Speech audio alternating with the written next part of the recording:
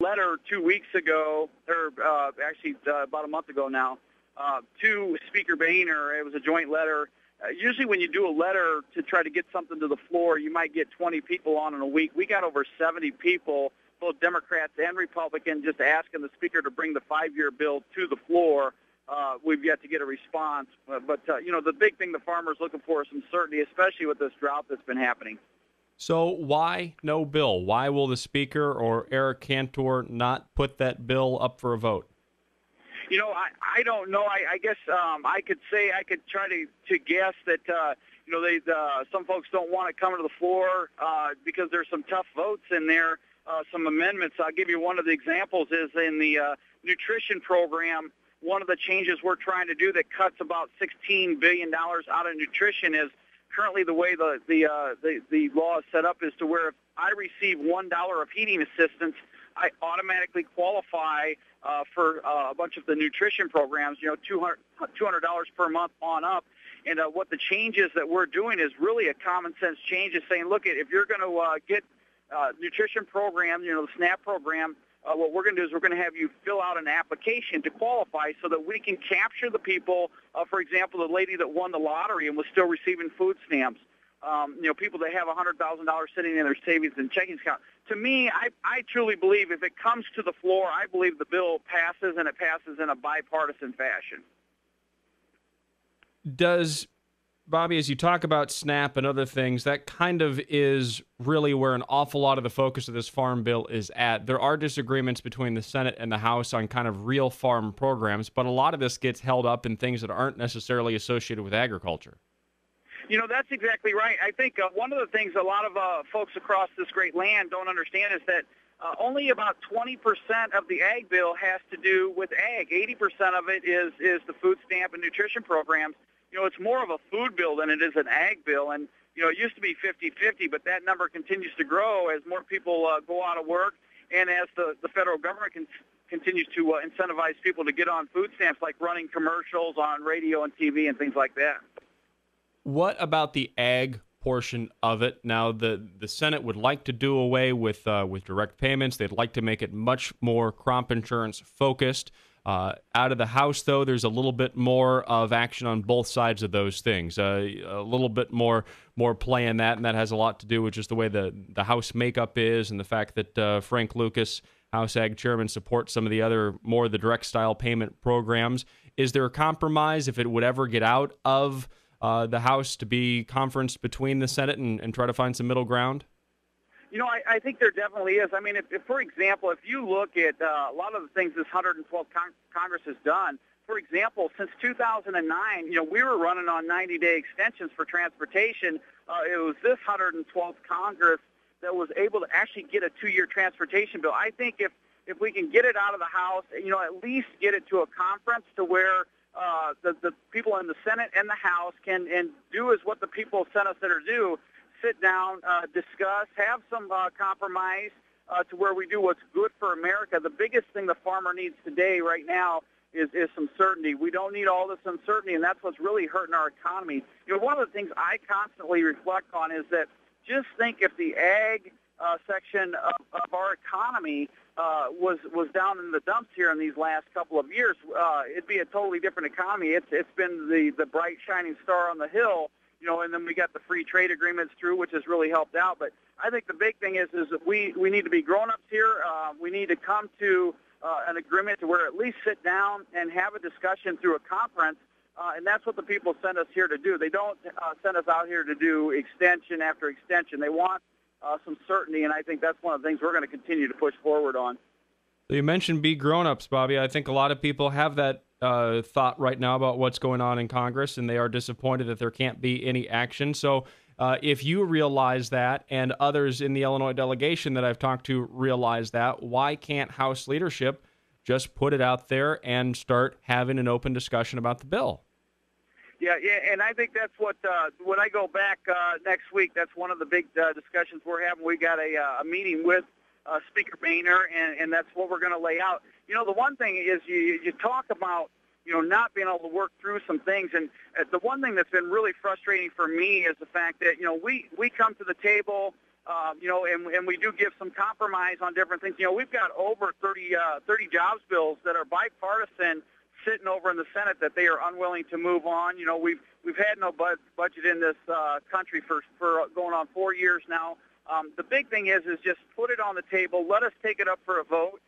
If it passes, great. If it doesn't, then, we've got to come through and figure out how we can get it to the table and get it passed through. So I'm a guy that I believe in reaching across the aisle. I mean, we've gotten bills pushed through, for example, one for the Rock Island Arsenal or defense in general across this country.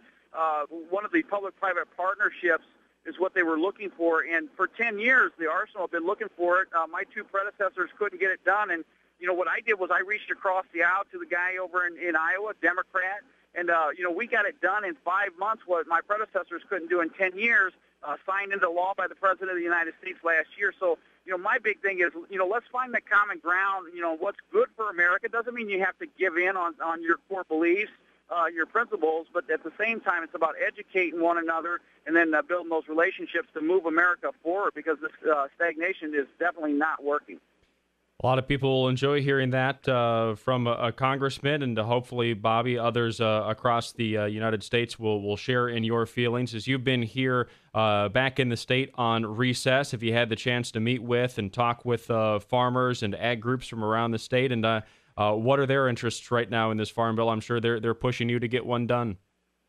Yeah, they really are. We're hoping that, if we can't get the 5-year deal done, it's at least give us a 1 year, get us out of the election season so that we can focus in on really getting things done and done in the right way. I'm still going to push when I get back out there next year for the 5-year, and that's what I'm hearing from the farmer. Just give us a certainty. And the farmer's great. They're good stewards of the land because they want to pass it on to their kids.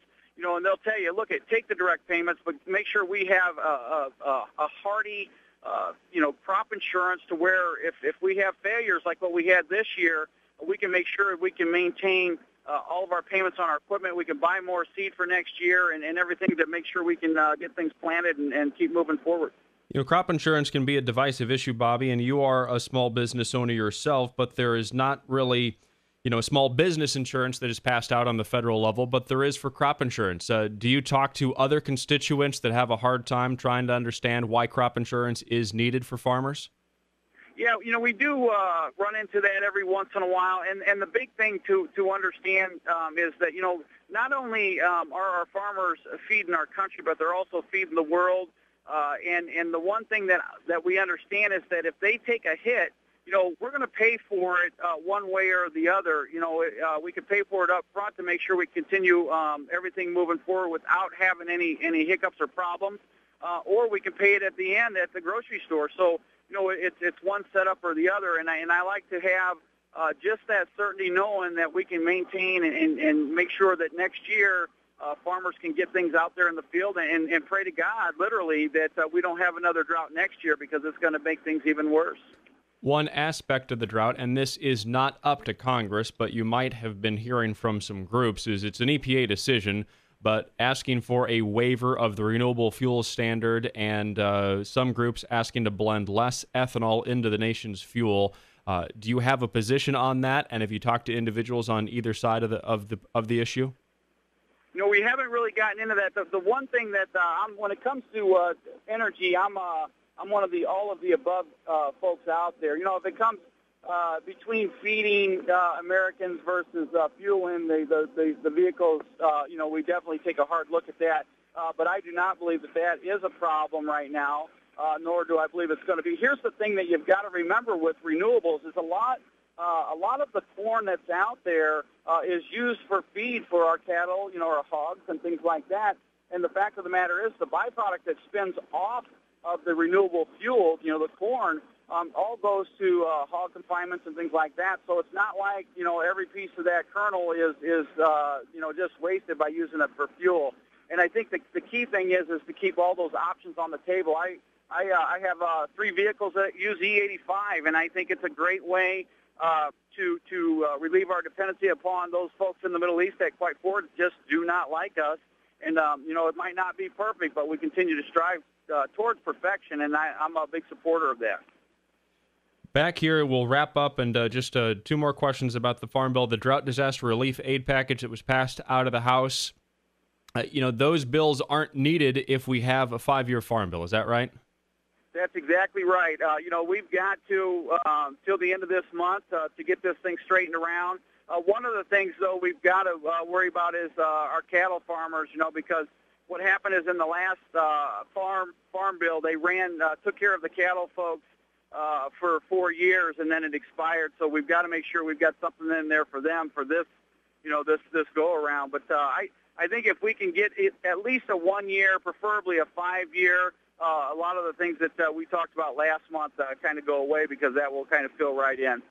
Then give me your opinion. Do you think it will be a 5-year bill by the time we're done with this year? Do you think it will be a 1-year extension, or will it unfortunately be none of the above?